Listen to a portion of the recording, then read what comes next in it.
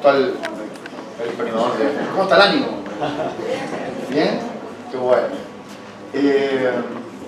Bueno, primero que todo quiero agradecer la invitación, Alex y a todo el equipo de BEPAC. Es un placer estar acá, no conocía Pasto, muy bonito. Estoy realmente impresionado con la geografía, me encantó, tenemos algunas cosas comunes. Santiago está pegado una parte de Santiago a la cordillera de los Andes también. Al igual que ustedes decimos, a los bebés le decimos guagua también. Y no sé qué otras cosas comunes habrá, pero habrá que irlas descubriendo.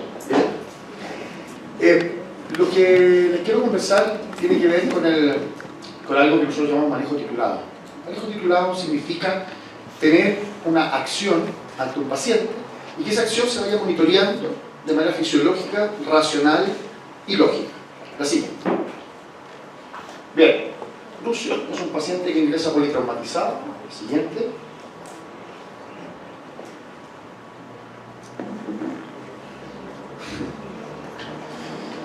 Ahí sí. La siguiente. Creo que saltó alguna, pero no importa. La siguiente. Sigamos.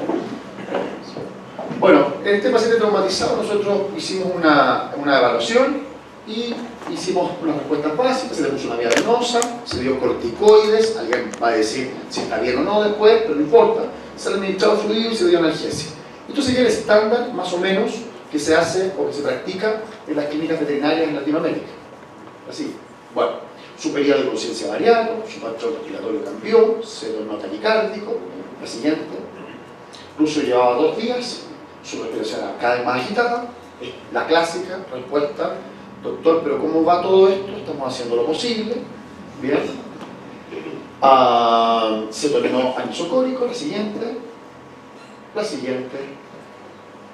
Había optimismo todavía. La siguiente. Pero finalmente Lucio se descompensó y finalmente murió.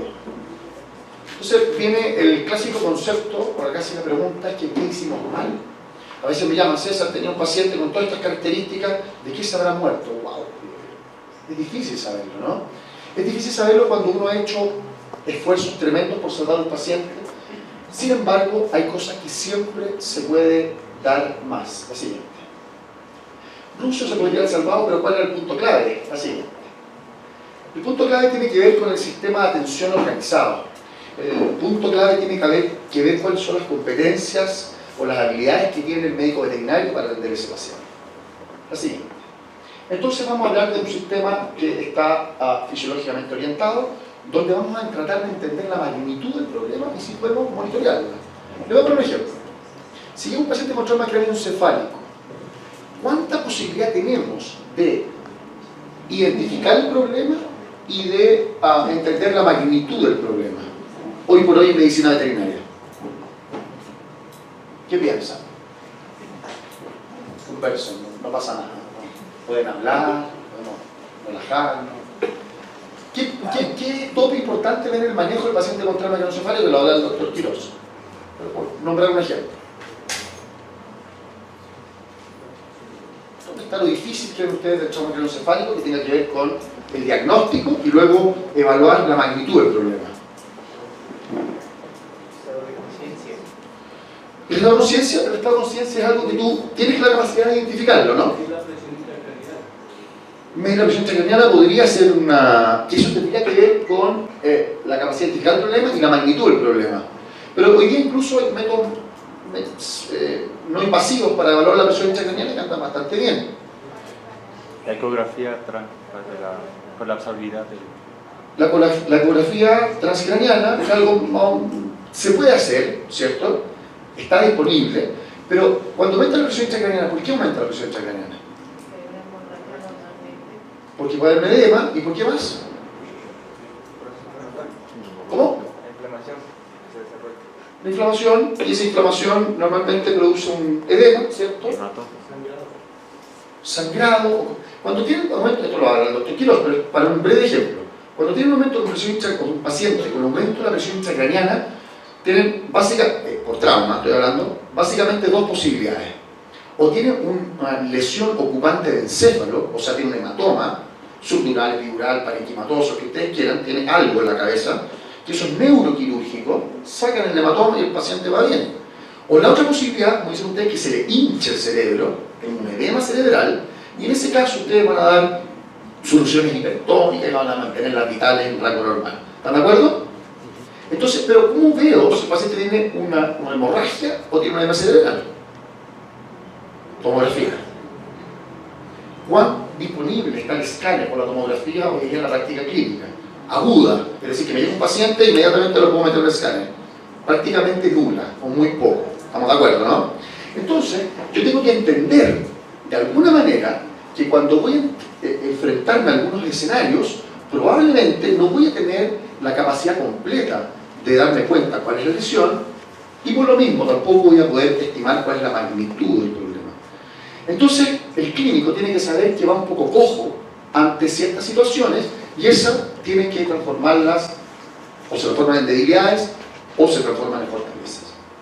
¿Cachan la idea? ¿Cachan es entienden, ¿no? Esto? ¿Entienden hacia dónde va la idea de esto? Vamos. Entonces los sistemas tienen que ser fisiológicamente orientados, tienen que ser lógicos. Cada vez que ustedes actúen clínicamente con un paciente, tiene que ser desde el punto de vista lógico-fisiológico. Siguiente.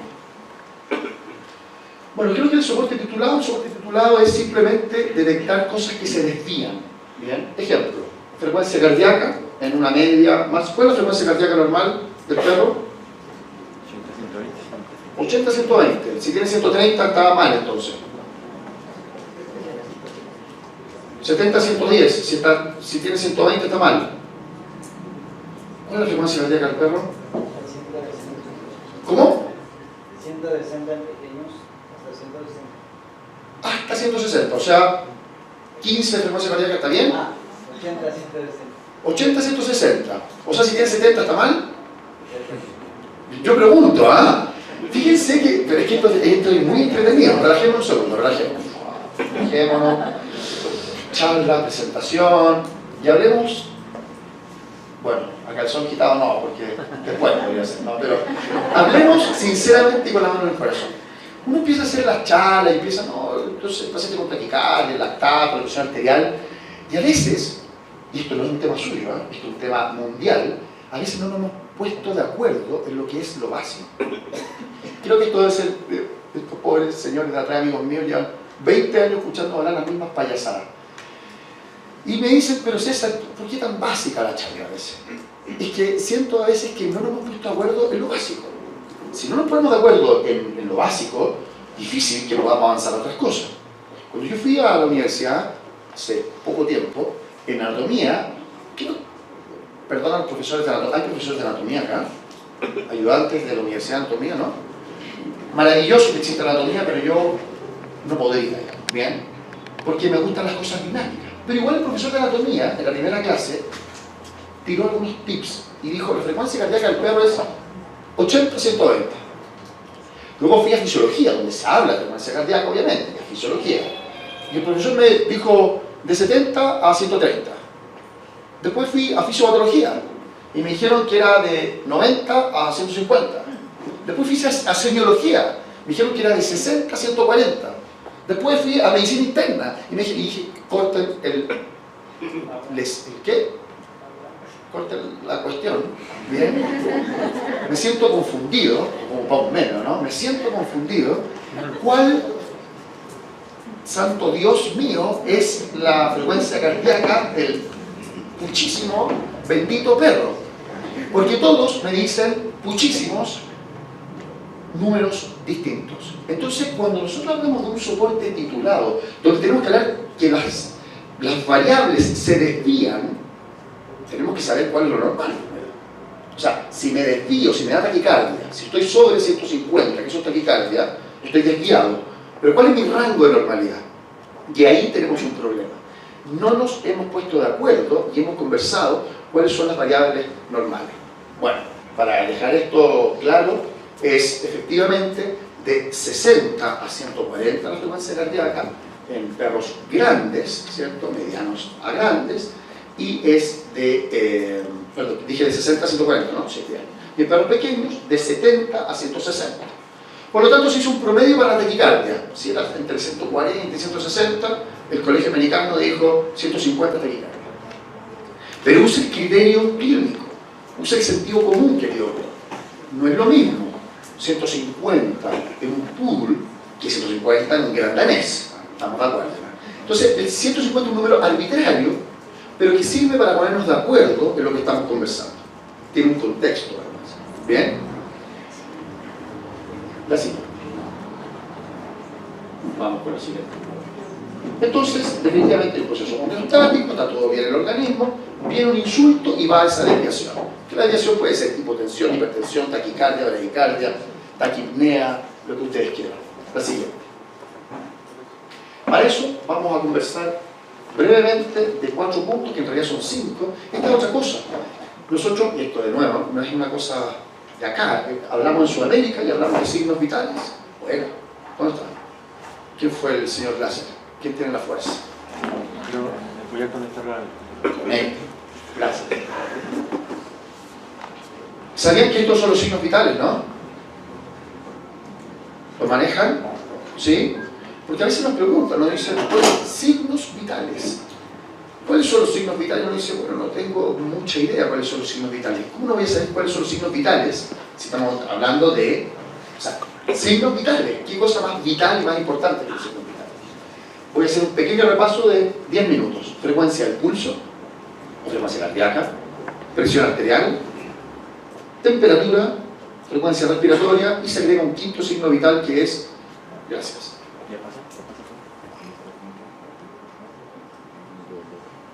Dale, gracias. ¿Cómo era? Se me olvidó, ya se me olvidó. Tengo cerebro de teflón, no se me pega nada. Y además se agregó la saturación de oxígeno porque es fácil de medir. ¿Por qué les digo esto? Porque no nos vamos, esto lo habla el doctor Axalta en profundidad, pero básicamente, respecto a la presión arterial, es de vital importancia, es un signo vital. Y la práctica clínica, en pequeños animales, en medicina veterinaria, lamentablemente se mide pocaso. ¿Bien?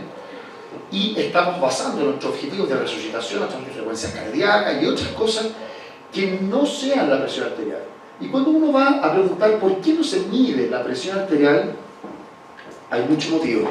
¿Por qué creen ustedes que se mide poco la presión arterial en medicina veterinaria? Falta de equipamiento. Bien. Y si yo le dijera que hay equipos que cuestan hoy día $100 que miden presión arterial, si yo le dijera que incluso sin un equipo médico, hasta con sus simples deditos, puede tener una aproximación a la presión arterial y el esfingomanómetro, como que se va derrumbando el mito, ¿no? ¿Cuál otro motivo podría ser? Descuido. ¿Cómo? Descuido.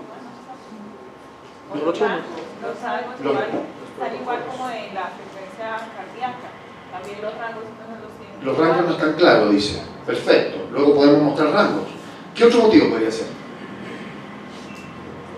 Falta de hábito, no estar acostumbrado a tomar. Falta de hábito. Y yo creo que por ahí tiene que ver un poco, ¿cierto? ¿Se han dado cuenta? Y esto lo digo con todo cariño porque a mí también me pasa. César, ¿por qué no haces esto? No, es que no he tenido tiempo.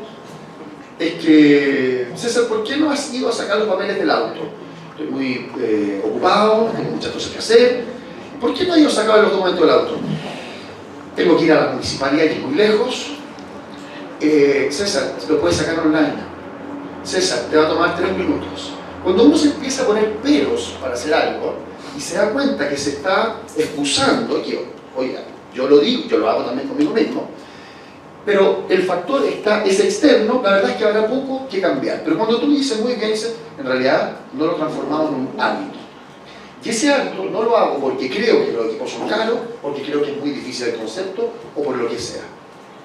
Todavía preguntamos qué es presión arterial y nos dicen la fuerza que ejerce la sangre a través de las paredes arteriales. Es clásica respuesta de todo alumno médico, pero que es muy teórico. No tiene mucha implicancia fisiológica. ¿Bien? Entonces la presión arterial para nosotros, como este signo vital importantísimo en cualquier paciente con trauma, porque no les voy a hablar de, ahora vienen medidas específicas de trauma, pero en realidad si es que no tenemos garantizadas las vitales, voy a ser majadero con esto: presión arterial, frecuencia cardíaca, frecuencia respiratoria, temperatura, y saturación de oxígeno, el paciente no va a vivir.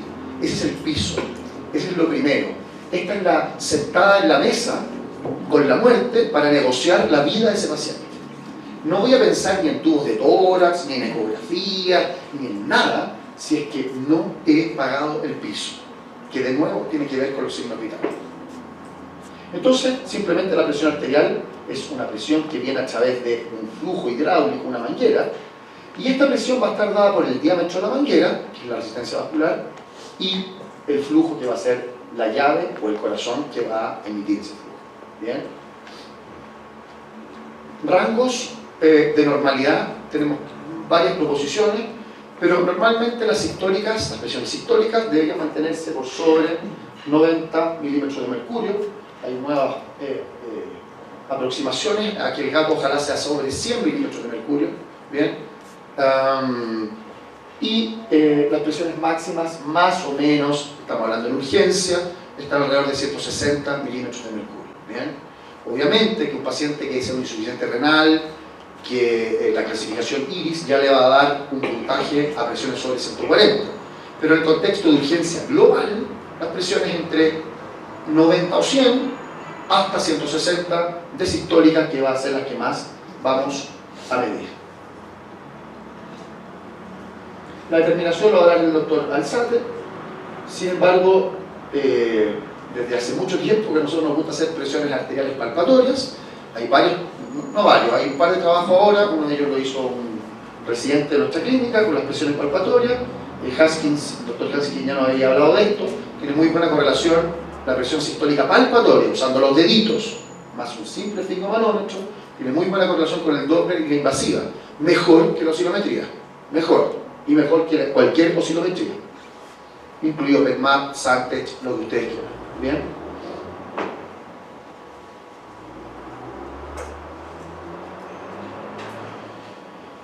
Otra cosa importante es la evaluación del paciente crítico, traumatizado, séptico, lo que sea, aparte de la presión arterial, es la temperatura, que es una interpretación que en general nos cuesta dar.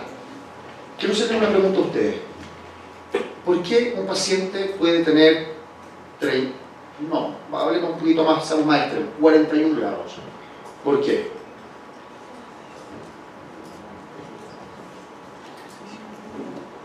Voy a preguntar a Debo mejor para que me responda. ¿Bien? Hasta la hace, cuidado con los ojos. Sí, atrás siempre. Doctores atrás, ustedes en la mesa ahí atrás. ¿Por qué un paciente puede tener 41 grados de temperatura? Es terrible cuando alguien te pregunta, ¿no? Aparte uno dice, ¿por qué no está acá? Pues entonces los ve y dice, les voy a hacer una pregunta, y todos empiezan así. No contacto visual, no lo mires, no lo mires, no lo mires, lo miras un segundo, me miró, me preguntó a mí.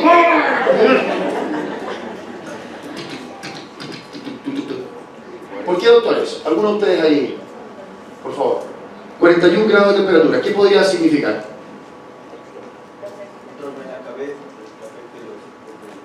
¿Cómo? No te escuché, perdón. Traumas en la cabeza que afectan el control de los centros de la temperatura en la cabeza. Bueno, ya, volada, es una... estamos escuchando... Y primero pensemos en caballos y después en cedras. Pero las cedras pueden desfilar también en la calle. Está bien. Otra cosa, si tú te tomas la temperatura y tienes 41, ¿qué podrías tener? ¿Oh? Bien, o sea, eso, hipertermia en el contexto, ¿cierto?, de decaimiento, taquicardia, hiporexia, se va a llamar síndrome febril, y ese síndrome febril podría ser provocado por una infección. ¿Cierto? Excelente, doctor. Muy bien. ¿Algún doctor quiere hacer un comentario ahí usted, doctor? ¿Lo mismo? Perfecto. Gracias, doctor. Pero ahora les cambio la pregunta, porque cuando hablamos de temperatura alta, relativamente fácil. Si les digo ahora que el paciente tiene 37 grados, ¿cuál es la respuesta? ¿Qué tiene? ¿Cómo? Uno tenía 41 en una jaula, dijimos que podía tener sepsis, una infección, y el de la jaula al lado tiene 37. Tiene frío. Tiene 37, claro. Tiene 36, 27. Está entre millennials y... La reacción de defensa del organismo hacia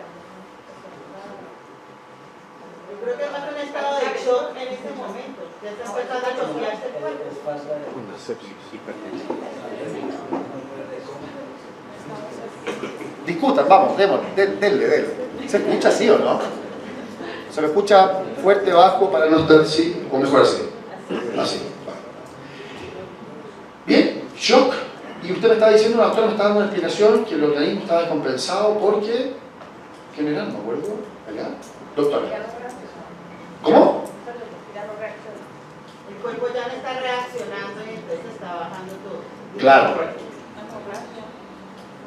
Una hemorragia. El cuerpo está reaccionando mal. Hipotensión. Muy bien. Todo eso se involucra dentro de lo mismo, que podríamos decir lo siguiente. Cuando un paciente, ¿sí? Ahora ustedes tienen pérdida de sangre, ¿bien? ¿Qué va a pasar con su temperatura? ¿Cómo van a estar sus manos si han perdido sangre, bastante sangre? Frías, ¿sí o no? ¿Cómo va a estar el ano y el recto de ese paciente? Frío. Voy a decir algo, tómelo con... Estas frases son frases que pueden sonar feas, que lo digo con mucho respeto, para que lo entiendan. Nadie se muere con el... poto, le decimos en Chile, pero que sería culo, ¿bien? O trasero, para que sea más... ¿Podemos borrar esa parte? Sí. Ya, culo no, trasero. Nadie se muere con el trasero calientito, digamos, en un shock. Sería muy raro eso. Entonces lo mismo que le pasa a la mucosa que se pone blanca y fría, le está pasando con nitrógeno al paciente. Es que no hay más duda, digamos. Pero además, la hipotermia está incluida en el concepto per se del síndrome de respuesta inflamatoria también. Los pacientes sépticos pueden presentar o fiebre o hipotermia, y eso se nos olvida. Clásico paciente con una infección, un gato que tuvo un absceso y que está en tratamiento en el hospital, y dice sí, y el gato entre que anda y no anda, viste que come pero poco, se mueve pero poco, el dueño lo nota bien pero distinto como era antes, y uno le toma la temperatura y 37,6, 37,7, y ese gato está ahí, yo le aseguro que ese gato lo más probable es que tenga una infección crónica, que no haya un desfocado o el antibiótico no esté siendo el adecuado. ¿Vamos bien? Presión arterial, temperatura. Frecuencia respiratoria. Simplemente decirles que la frecuencia respiratoria normalmente la evaluamos mal, y sobre todo en trauma, porque solimos ponernos en una función un poco internista, comprensiva, lo cual no está mal, pero puede jugarnos una mala pasada. ¿Qué quiero decir con esto? El paciente de esta jaula tiene 70 de frecuencia respiratoria. Le dice un colega al otro, y el otro le dice, sí, le dice, pero mira, tómalo así. Imagínate que a ti te atropellan, ¿bien? Te toman, te meten en una jaula. No estás con nadie de tu familia y estás encerrado ahí. Estarías nervioso y estarías con la frecuencia respiratoria arriba. Eso es una explicación posible y lógica, ¿están de acuerdo, no? Sí. Pero ustedes se van a cambiar el chip de internista y se van a poner el chip de urgenciólogo. Y van a decir, bueno, querido amigo, internista, puedes tener toda la razón, puede ser esto síndrome de ansiedad, pero ¿qué pasa si el paciente tiene un neumotórax residual? ¿Qué pasa si está acidótico? ¿Qué pasa si tiene otra cosa? Lo que quiero decir con esto es que el urgenciólogo siempre va a pensar en un signo vital, en una desviación del signo vital por algo patológico. Somos optimistas mal pensados. ¿Bien? Creemos que lo podemos resolver, pero todo signo que nos dé el paciente va a ser sospechoso para poder imputarlo de alguna patología. Si las pruebas, si la fiscalía se llama aquí también, si la fiscalía no reúne las pruebas necesarias para imputar a un signo vital o a una enfermedad, se libera el paciente, se da de alta.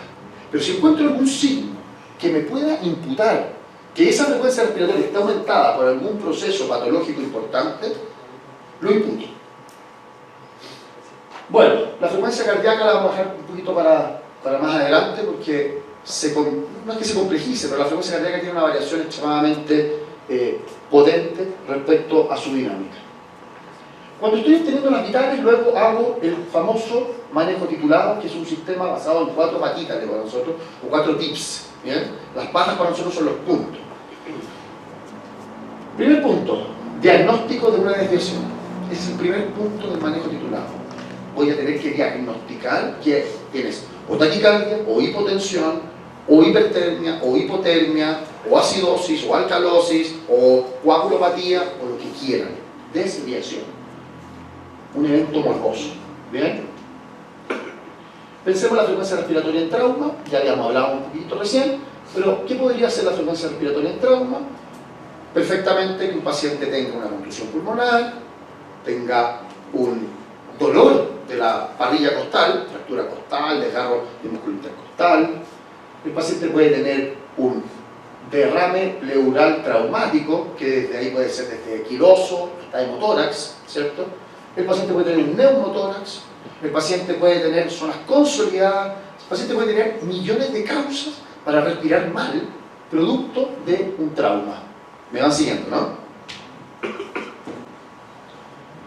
Cuando nosotros hicimos una encuesta respecto a la frecuencia respiratoria y su valor en el trauma, las respuestas de un grupo de alumnos hace un tiempo, en Chile, no la medida constantemente la frecuencia respiratoria, está aumentada debido a excitación, esa es la respuesta más clásica, ¿bien? Está aumentada por dolor, también muy clásica, que es muy probable también. Está aumentada por no recuerdo su valor, no sé. O sea, pero ¿cómo sé si está aumentada o no? Hasta 40. Perro y gato, frecuencia respiratoria, hasta 40. O sea, hasta 39. Porque cuando el perro y el gato tocan los 40 de frecuencia respiratoria, nosotros ya le damos el título de taquipnea, se va a hacer. ¿Bien?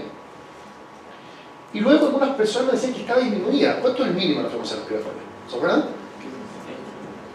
15, 10, algunos incluso puede ser, porque durmiendo perfectamente podrían tener una frecuencia respiratoria de 10 y se considera fisiológico, ¿bien? Siempre y cuando no se produzca una alteración de los gases importantes, no haya alguna patología. Día 40. Algunos nos decían que si estaba disminuida era porque el paciente no estaba tan mal. O sea, es que estuviera aumentada estaba mal. Pero si tuviera 5 frecuencias respiratorias o 3 de frecuencia respiratoria por minuto, no estaba tan mal, porque no estaba aumentada. ¿Bien? Entonces, hay una mitología con las desviaciones y sobre todo con esta que es, por ejemplo, la frecuencia respiratoria. Desde el punto de vista del intensivismo, la frecuencia respiratoria es un signo vital extremadamente importante que debe medirse, y además hay algunos trabajos como este, por ejemplo, un poco antiguo, pero que buscaron varios predictores de mortalidad en gatos hospitalizados y se mostró que los gatos que tenían frecuencia respiratoria sobre 45 tenían un riesgo relativo de muerte del 71%. Sobre pacientes que tuvieran eupneicos, ¿bien? Que tuvieran un rango de frecuencia respiratoria normal. Es decir, la mantención de la frecuencia respiratoria por arriba de 45 en gatos hospitalizados con una subpoblación grande, bastante grande, de gatos traumatizados, era un valor predictivo negativo, la frecuencia respiratoria arriba. ¿Bien? Sin considerar otras cosas cualitativas como disnea, como apertura de la boca para respirar y otros en el gato. Bien, entonces, ¿por qué podría estar alterada esta frecuencia respiratoria o podría estar desviada la frecuencia respiratoria? Shock, patología renal intrínseca del trauma puede ser, gastroenteropatía, que esto podría ser algo ganado del paciente, pero que sin embargo todos llevan básicamente a acidosis y también, por otro lado, una disminución de la ventilación alveolar que va a producir, por supuesto, taquipnea. Así como el doctor Alzate le hablaba de taquicardia compensatoria, ¿se acuerdan? Nosotros vamos a hablar de taquipnea compensatoria. ¿Bien? Tomen el volumen minuto respiratorio como el volumen minuto cardíaco, es prácticamente lo mismo. Si a mí mi corazón ahora eyecta cada vez menos en una contracción, ¿qué tengo que hacer para mantener el flujo? Hacerlo más rápido. ¿Están de acuerdo, no? ¿Qué pasa si mi ventilación alveolar, mi volumen corriente es pequeño? Es cortito. ¿Qué tengo que hacer para mantener el volumen minuto respiratorio? Reaumentar la frecuencia. Esto es un tema de decir, César, eso es muy lógico y obvio. Pero no sé si es tan obvio. Les quiero contar un ejemplo respecto a lo que pasó en BETS la semana pasada con la frecuencia respiratoria. Llegó al turno, vamos a hacer un entre paréntesis en la charla, pero tiene que ver con esto.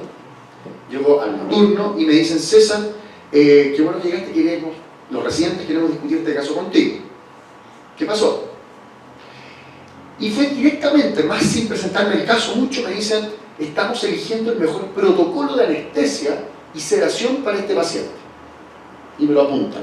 Y veo un paciente con compromiso de conciencia, con una taquipnea severa de alrededor de 100, 120 respiraciones por minuto.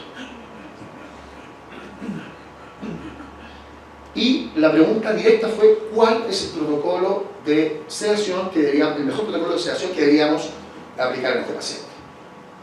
¿Qué pregunta le harían ustedes a nuestros residentes de la clínica? Primero el diagnóstico que tiene. Muy bien, eso es, pero fundamental. Incluso puede que uno no llegue a tener el diagnóstico desde el punto de vista de la medicina interna, del diagnóstico en sí, pero tiene el diagnóstico de urgencia. ¿Qué significa? El diagnóstico de urgencia significaría ¿qué tiene desviado el paciente? La conciencia, la frecuencia respiratoria, ¿cierto? Y con eso puede, porque yo les digo conciencia deprimida y aumento la frecuencia respiratoria. ¿Cuál es el diagnóstico ahora?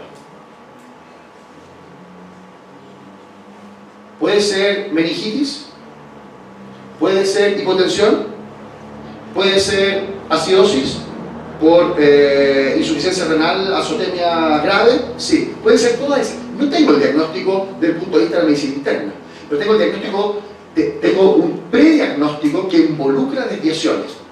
Compromiso, conciencia, respira mal. ¿Qué harían con ese paciente? Estabilizar. ¿Estabilizarlo? ¿Qué significa estabilizarlo? Oxígeno. Bien. ¿Cómo están los otros signos vitales? Los otros signos vitales están normotenso, tiene taquicardia y la temperatura está normal. ¿Cómo? Compromiso de conciencia. Compromiso de conciencia y a ratos con periodos medios como eufóricos. ¿Bien? O sea, está deprimido y de repente se desespera. Ahí viene la pregunta acá de Pipe justamente.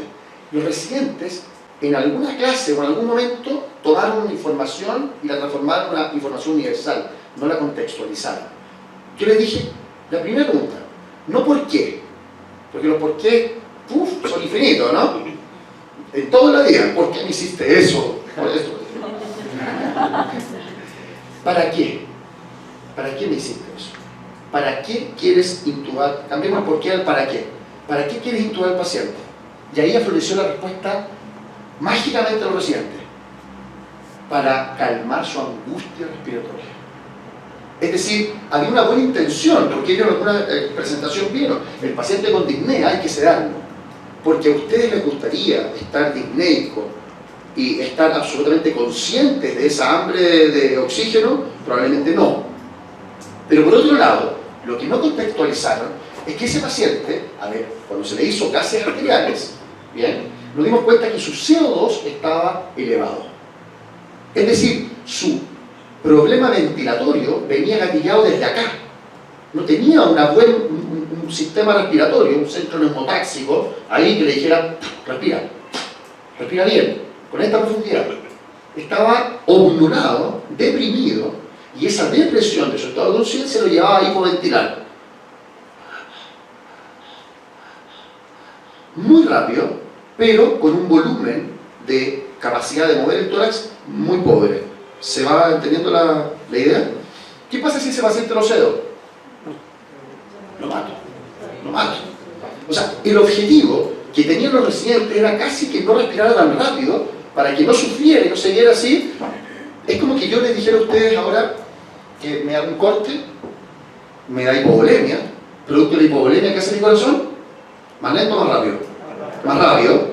Y ustedes llegaron y dijeron, el paciente tiene 200 de taquicardia, le voy a dar propanolol para bajar la frecuencia cardíaca. Lo matan, ¿o no? Lo que quise ahí solamente fue cambiar un número para yo sentirme tranquilo con el número. Pero no tenía ningún fundamento fisiológico alterar ese número. Ese número es compensatorio. ¿Cacha la idea? Entonces, primer punto, vuelvo a recordárselo, diagnóstico de la desviación. Hipotensión, hipertensión, estado de conciencia, acidosis, alcalosis, lo que ustedes quieran.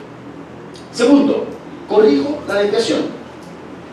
Y ya adelantamos un poco. ¿Cómo se corrige la desviación?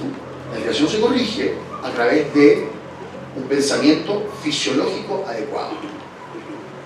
Ejemplo, La desviación debe tener, la corrección, perdón, de la desviación debe tener un objetivo guiado por conceptos fisiológicos, tal cual le dije. Desviación, oliguria.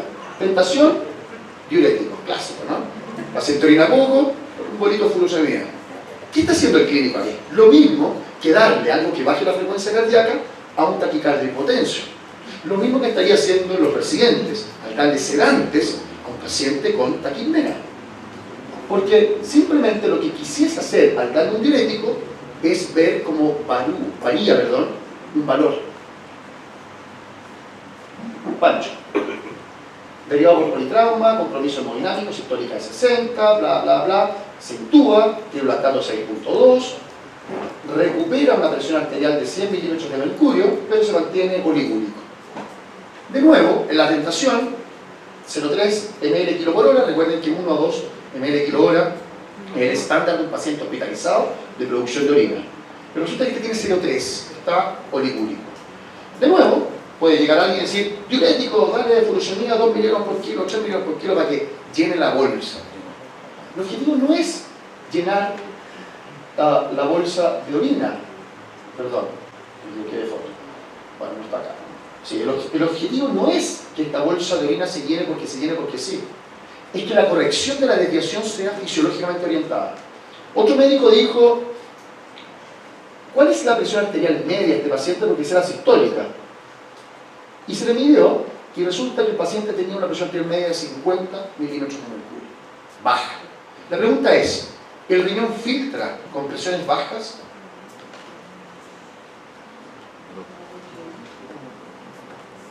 ¿Cómo le va el riñón con las presiones bajas? Malazo, ¿no? ¿Están de acuerdo, no? Entonces, ¿qué hubiese pasado si yo le meto 2 miligramos por kilo, 3 o 4 miligramos por kilo de furosemida a un paciente, solamente para que orine, pero más encima lo tengo hipotenso? Lo más probable es que, aparte de que pueda hacer un poquitito de orina, no va a ser mucho, me pueda jugar el riñón porque le estoy dando un diurético de asa a un paciente hipotenso y le voy a provocar una insuficiencia renal. ¿Se entiende la idea, no? Entonces, diagnostico la desviación, luego propongo un tratamiento para la desviación, pero ese tratamiento tiene que ser fisiológicamente orientado. En este segundo punto, evalúo si mi medida tiene efectos colaterales. Por ejemplo, a Pancho le vamos a dar fluidos. Tengo que saber si estos fluidos podrían provocarle algún problema, como por ejemplo edema pulmonar, edema de víscera abdominal, o coagulopatía, o fuga de líquidos, etc. Pero el efecto indeseado debe ser monitoreado y no tan solo teorizado. ¿Bien? Por ejemplo, el terror a los fluidos. No le des mucho que no vamos a esto. O el terror a todo. No le des enrofloxacino porque se va a quedar pequeño. Son una dosis, 2 dosis. No le des enrofloxacino al gato porque se va a quedar ciego. No le des ya se para el gato porque le dan necrosis hepática. No le des... Siempre estamos con esa teoría. Siempre hay alguien que tiene un poquito más de miedo. No es ni bueno ni malo, pero le voy a dar... ¡Oh! ¿Y el riñón? ¿Y el hígado? ¿Qué me importa el hígado, weón? Se está poniendo sepsis, le tengo que dar ahora este antibiótico. Le voy a dar gentamicina. ¡Oh! ¿Y el riñón? Está normotenso, tiene buena producción de orina y es un antibiótico, no sé, nosotros en Chile, al menos la gentamicina y la penicilina están muy de vuelta, porque casi todos nuestros antibiogramas son sensibles a ellos y a todos y antibióticos mucho más complejos que ellos, ya estamos con una resistencia total. ¿Vamos bien? Entonces, cuando alguien les diga, oye, pero es que eso le podría provocar esto otro, respiren hondo. Les voy a dar otro ejemplo. El año pasado en Chile se quemó la mitad de Chile. Durante 5 meses estuvo ardiendo la mitad de Chile. Y casi Chile entero, porque incluso se extendió hasta el norte. Nos tocó ir a un grupo de rescate a meternos al tema del incendio y me tocó ser el coordinador de emergencia de la región de Bernardo Higgins, de la 6ª región. Llegamos y nos encontramos con un panorama desolador, o sea, horrible, la cantidad de animales quemados. Nos tocó hacer eutanasia de toros, vacas, caballos, de todo tipo de animal terrible. Veíamos globos oculares explotar como huevos duros, con huevos metidos en una olla, donde salía el moro acuoso, vitrio, y salía humo de los ojos. Vimos vías aéreas quemadas enteras. O sea, tengo algunos videos por ahí, después si quieren se los muestro, pero son medio, yo diría que hasta medio ya, medio gol, ya, sí, son feos, ¿bien? La situación era horrible, parecía un campo de guerra. De hecho, en una situación casi nos quemamos nosotros. Dentro del auto nos metimos 5 veterinarios, subimos las ventanas, prendimos el aire acondicionado al máximo, transpirábamos como locos adentro de eso y estuvimos metidos en un fogón hasta que pudimos salir, pero en un momento pensábamos que moríamos quemados. La situación era terrible. Ante toda esa situación de estrés y todo lo que vimos, mandamos a pedir morfinas, que están prohibidas en Chile para uso veterinario. Ustedes pueden usar. Igual que, ¿sí pueden? ¿Sí? Bueno, nosotros prohibido. Yo me voy a la cárcel. Tener una ampolla de morfina es lo mismo que tener heroína o cocaína en las manos, ¿bien? Según la ley de drogas y estupefacientes de Chile. Mandamos 1000 ampollas de morfina. Al cabo de 3 semanas fuimos y preguntamos cuántas ampollas se han gastado. De las 1000 se han gastado alrededor de 10 ampollas. ¿Por qué? ¿Qué pasó acá? No, doctores, que los caballos, en algunos estudios que la morfina podría producir cólico. O sea, el efecto indeseado de ser monitoreado y no solo teorizado. Y le dije, me acuerdo que en ese momento yo me molesté. Y un grupo de colegas todos miraban lo mismo. Y les dije, vengan para acá, viejo, estábamos en una sala de reuniones. Fuimos a la ventana y le dije, miren por la ventana. Así unos caballos, quemados enteros, respirando. Dije, tú me estás diciendo que no le estás dando morfina a este paciente porque le podría dar un cólico y tiene el 90% de su cuerpo quemado. O sea, esto no es veterinario lo que te estoy diciendo. Esto se llama sentido común. O sea, esto se llama piensa un poco, amigo. ¿Bien? Esto se llama el cerebro no es el culo. Es qué estás pensando, que me estás diciendo que no te estás haciendo cargo de lo de ahora porque puede pasar otra cosa. No. Yo no quiero que lleguen las vacaciones porque después se van a terminar. Y voy a estar muy triste. ¿Qué es eso? ¿Qué estupidez es esa? ¿Bien? Entonces, perdón que sea así duro con el comentario, pero si usted tiene que hacerlo ahora, lo hace. Y si eso tiene un efecto secundario, usted asume la responsabilidad de su decisión y se come los efectos secundarios o trabaja con ellos. ¿Bien? Clásico, otro ejemplo. Si le doy mucho, se inunda el pulmón. Si le doy poco, se hipoperfunde. Bueno, tome la decisión, pero sepa las posibilidades de los efectos secundarios. Desolador. ¡Buah! Bien, me da poder esa imagen. Diagnóstico de la desviación, ¿se acuerdan? Luego voy a corregir la desviación con pensamiento lógico y fisiológico. Luego, en el mismo punto 2 voy a pensar si la corrección de la desviación me puede traer algún efecto colateral. Bien, pero ese efecto colateral no me va a paralizar. Me va a permitir evaluar el panorama y saber cómo tengo que caminar por este bosque oscuro. Bien, y luego viene la evaluación de la medida. Esto es clásico, este es el punto probablemente más olvidado en veterinario. ¿Qué tiene este paciente? No, está con la saturación baja. Ponle oxígeno. Me voy y ponle oxígeno y no evalúe cómo me fue. El paciente tiene infección, ponle antibióticos. El paciente tiene hipotensión, ponle fluidos. El paciente tiene dolor, ponle 4 mg por kilo de tramadol. Cuestionado, tramadol no importa, ponle 4 mg de tramadol. Pero luego que hago la analgesia, evalúo un score de dolor, veo si mejoró la medida que yo propuse, efectivamente funcionó. Si puse oxígeno, estoy observando cuánto oxigena más el paciente. Si le puse fluidos, estoy observando cuánto más mejora el tiempo lleno capilar, la presión arterial, la frecuencia cardíaca. Ese es el problema. En medicina veterinaria hacemos cosas y no las monitoreamos. Voy a resumir de nuevo hasta acá. Diagnóstico de la desviación, corrección fisiológicamente orientada, posibilidad de efectos secundarios, y luego, tercer punto, evaluación de cómo me fue con la medida que me planteé.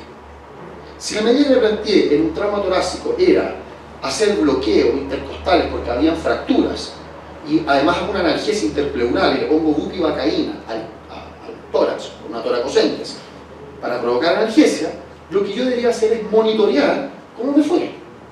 Y para eso voy a ver a la palpación si hay dolor, voy a ver si su frecuencia respiratoria disminuyó, por lo tanto voy a monitorear. Esto vamos a saltar. Lo va a hablar el doctor Alzate después. Y en el punto 4, lo que vuelvo a hacer es reevaluar los efectos secundarios. Perdón lo majadero, pero quiero que quede clarísimo. Diagnóstico de la desviación, 1. Proposición de actuar fisiológicamente orientado, o sea, corregir la desviación. Si la corrección de la desviación me puede traer algún problema, todo hasta el punto 2. Punto 3 sería monitorear cómo me fue con la proposición de esa evaluación. Y el punto 4, vuelvo a rechequear si se produjo algún efecto secundario en el paciente. ¿Bien? Bueno, para eso hay frases extremadamente importantes del Dr. Hunay, que habla de los sistemas fisiológicos aumentados. Básicamente dice que nada desde el punto de vista clínico se va a poder llevar bien si es que no tiene un fundamento fisiológicamente aplicable. ¿Bien?